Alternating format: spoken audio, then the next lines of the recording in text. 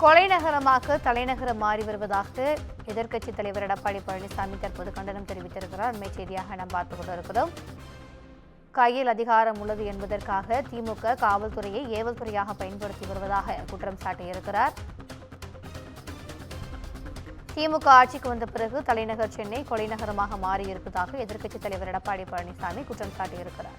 Bahujan Samaj Armstrong, Congress Jayakumar, நாதக Balasubramanian என கட்சி பேதமின்றி பல குற்ற சம்பவங்கள் நடைபெற்று வருவதாகவும், ஒரு சில கொலை குற்றங்களை தவிர ஏனைய குற்றங்களில் உண்மை குற்றவாளிகள் கண்டுபிடிக்கப்படவில்லை எனவும் எடப்பாடி பழனிசாமி தற்பொழுது குற்றம் சாட்டியிருக்கிறார். கூடுதல் விவரங்களை எமது தலைமை செய்தியாளர் சிவா வழங்க கேட்கலாம். வணக்கம் சிவா. எடப்பாடி பழனிசாமியினுடைய இந்த கண்டனம் குறித்தான கூடுதல் விவரங்கள்.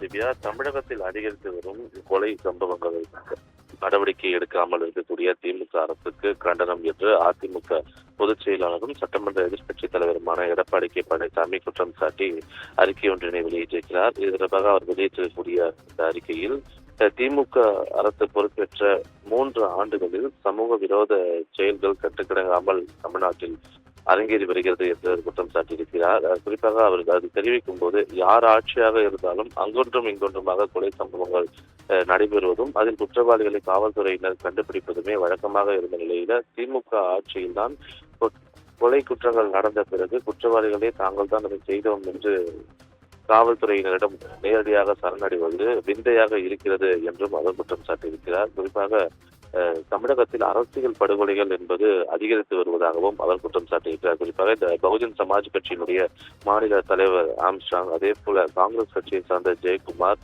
நாம் தமிழர் கட்சியை சார்ந்த பாலசுப்ரமணியன் உள்ளிட்ட இந்த அரசியல் படுகொலைகள் தொடர்ந்து நடைபெறுவதை கைகட்டி இந்த அரசு வேடிக்கை பார்க்கிறது என்ற குற்றச்சாட்டை அவர் முன்வைத்திருக்கிறார். அதோடு மட்டுமில்லாமல் திமுக ஆட்சியில் இந்த ஆண்டு மட்டும் அரங்கேறிய கொலைகளுடைய பட்டியலையும் அவர் பதிவு செய்திருக்கிறார். குறிப்பாக ஜனவரி மாதம் 80 கொலைகளும், பிப்ரவரி மாதம் 64 கொலைகளும், மார்ச் மாதம் 53 கொலைகளும், ஏப்ரல் மாதம் 76 கொலைகளும், மே மாதம் 130 கொலைகளும், ஜூன் மாதம் 104 கொலைகளும், ஜூலை 17ஆம் தேதி வரை 88 கொலைகளும் என 200 நாட்களில் 595 கொலை சம்பவங்கள் தமிழ்நாட்டில் அரங்கேறி இருப்பதாக அவர் குற்றம் சாட்டியிருக்கிறார்.